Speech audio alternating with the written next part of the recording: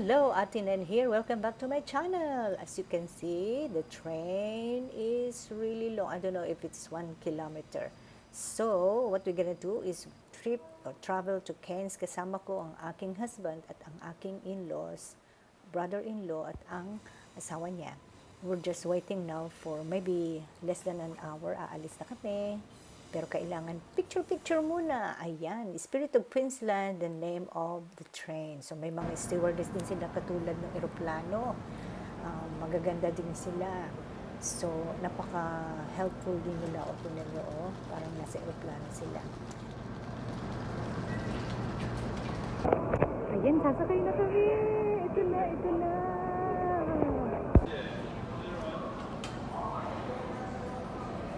Actually, there are 3 level of seats sa train na ito. Meron yung nakaupo ka na, meron yung na-recline mo, at ito yung sleepers. Dito kami magstay. Ayan na yung loob. Lloyd and my in-laws have discount kasi over 60 na sila. Pero ako, at that time, wala pa akong 60 years old, kaya wala akong discount. Full yung aking binayaran. Pero if you want to just take yung ordinary lang, libre siya. Yeah. Lloyd, okay.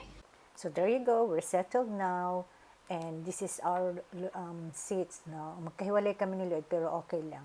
After a few minutes, paandar na kami, and we're going to Cairns for 25 hours. Let's go! O syempre, merong welcome drink at saka menu na pipiliin namin para sa aming dinner. So, tuloy-tuloy ang biyahe namin. Medyo madilim na. Umalis kami ng siguro mga almost 4 o'clock. So, malayo na yung aming nararating.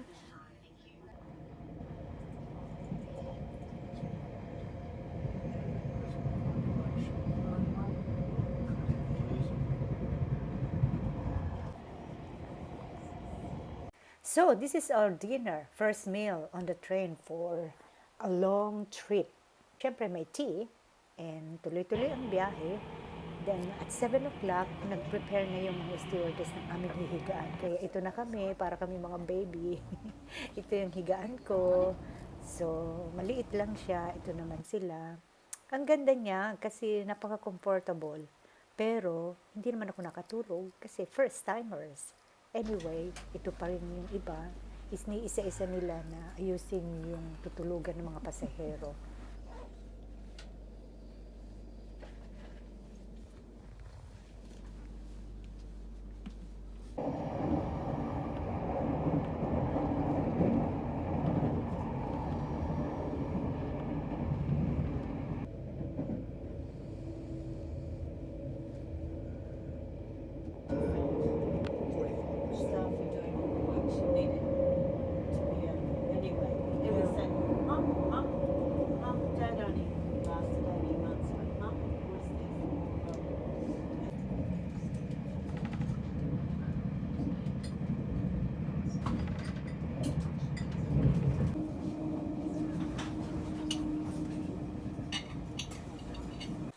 First stop in the morning or in the day is in Proserpine. So we just stayed like for 5 minutes, and we need to stretch our legs. Actually, you can stretch your legs inside the train, but we need to walk, a little bit of walk para to have a fresh air and photo taking also.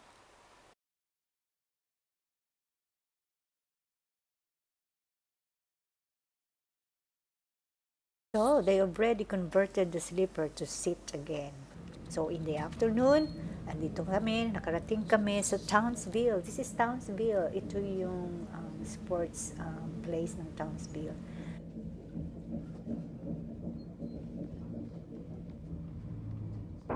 Andito na kami ngayon sa Townsville. Nag-stop lang kami ng 10 minutes.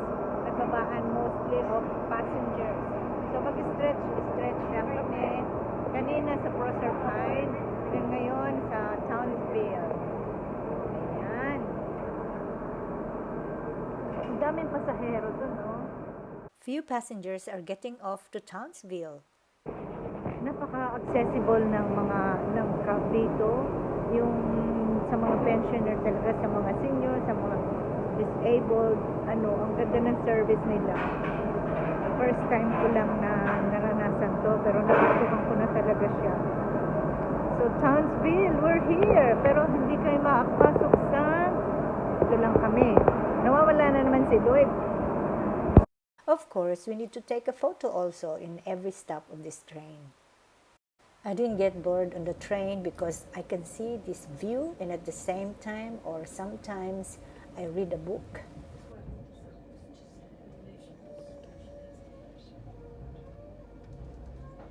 We are in Cairns now.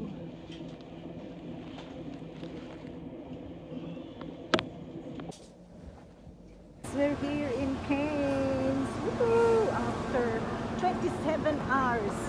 Nakalain mo yun, natagalan namin. Yeah, dito na kami.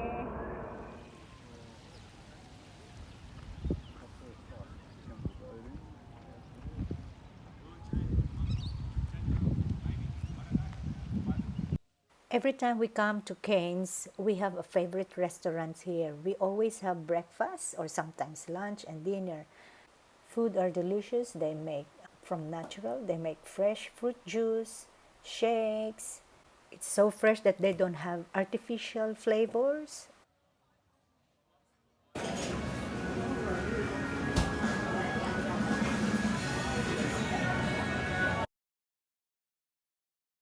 So we hired a car during our stay in Cairns, and on that day we're going to Port Douglas.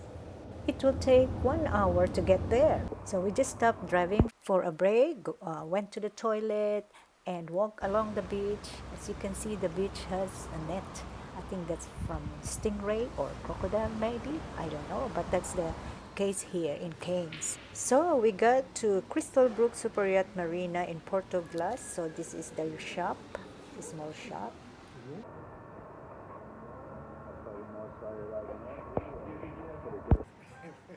This is a good place to have coffee or juice, and then you can see the marina.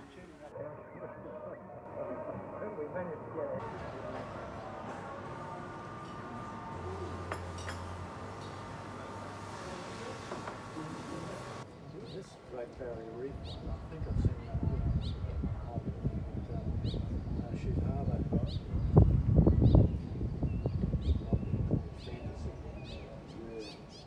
A few minutes drive from Porto Glass, we went to Flagstaff to have this view. On our driving, we saw a 100-years-old Ponciana tree, so we stopped and take a photo. Nandito tayo sa Daintree River where there are lots of crocodile. Pero kailangan mong magsakay sa boat katulad niyan. Yan. Titingin lang kami kung may crocodile talaga. Pero palagay ko meron. Yun, papunta sila sa crocodile. Yes, I heard him say. Ha? I heard him say, oh yes. Yeah. And may crocodile dyan. Naku, ayoko makita. So ito, maraming crocodile sa Cairns. So this is Daintree. Malapit sa Port Douglas.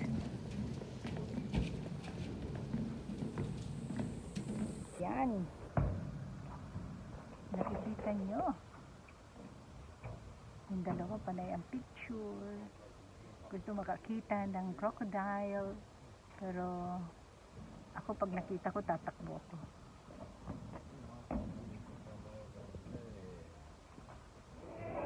It's the second morning. Andito kami ngayon sa Corandan. So, ito yung place where the station of cable and yung train nandito, pero hindi kami sumakay doon. Andito lang kami para magtingin-tingin. So nakabili kami ng bag at pamaypay, pasyal-pasyal ng pababawis. So ito si Lloyd na pagod na siya So ito yung mga tindahan ng souvenirs. Actually nakapunta na, may vlog na din ako tungkol dito. Ayan si Robin at saka si Roland. So yan yung tindahan ng mga souvenirs. Rainforest Cafe Restaurant. So ayan.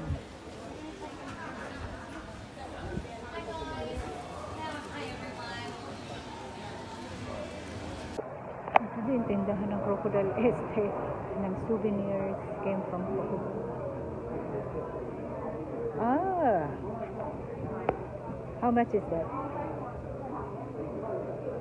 36. Ah, the one.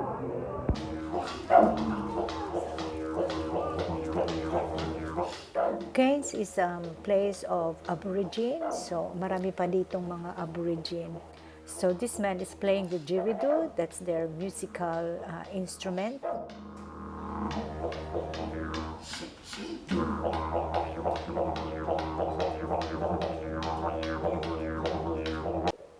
So Coranda is a place where you can buy an original Australian product.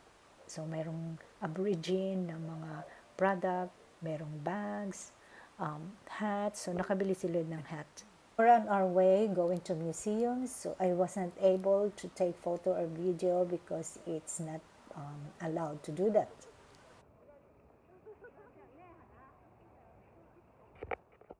On our way back, close to the place we're staying, we went to the place where a ship is anchored. So I thought it's a new building. Lloyd and Roland are very keen to see this and to really be close to that ship. I've never been to this kind of place until today. I really enjoyed it and had fun. Ayan, nagpunta na rin yung magkapatid. Sila ang may pakana nito. Kaya kami nandito. Yung asawa ni Roland nasa sasakyan.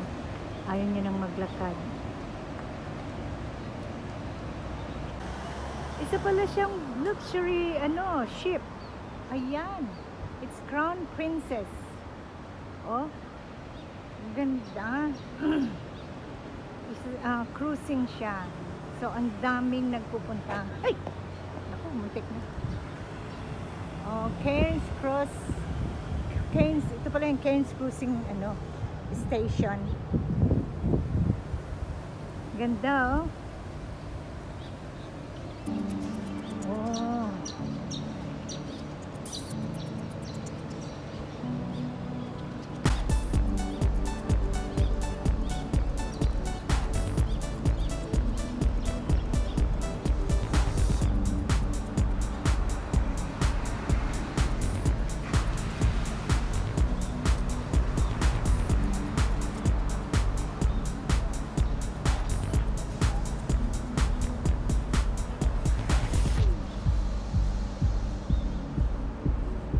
Ganyan siya. Pag may nakitang grass, yan, nakahiga.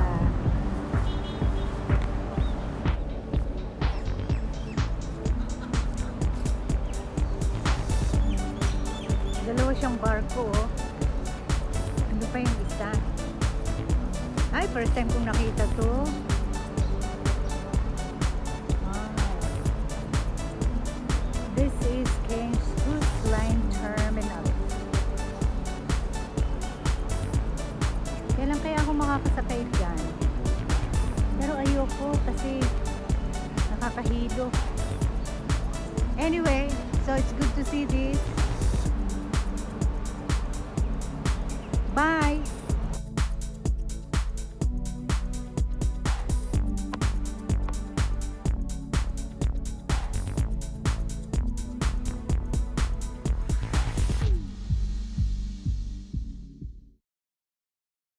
After a few minutes of rest, we went to a place, there's other marina, to have dinner. And this place is of lots of restaurants with a very nice view, especially nighttime. You can see the light with good ambience. And look at that, it's so nice. It's not really warm, it's cool. A lot of people are walking after eating or before.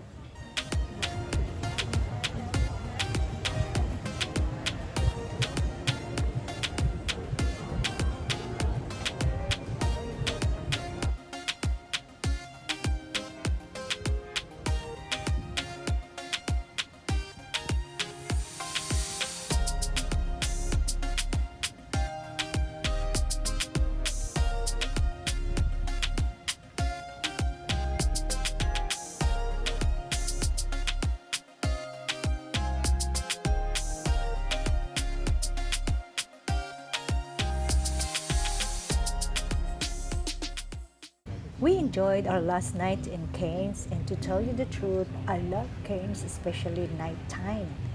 The restaurant, the ambience, the water, and the boats, etc. Well, time to go back to Brisbane. We're leaving Cairns now for another 24 hours or more than 24 hours trip going to Brisbane. We are so blessed and thankful to God that during our stay in Cairns were so beautiful days, sunny, and then when we're leaving, it's raining. Look at that. So overall, we really enjoyed Cairns and the long journey going forth and back to Brisbane.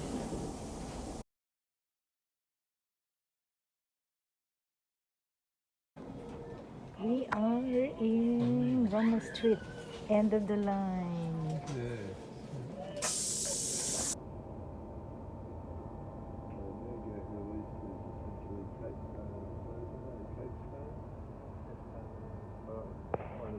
Oh, this is Kippering Station where my friend is waiting for us to take us home. Thanking God for the blessing of friends. Thank you for your patience and watching my vlog. Bye. God bless you.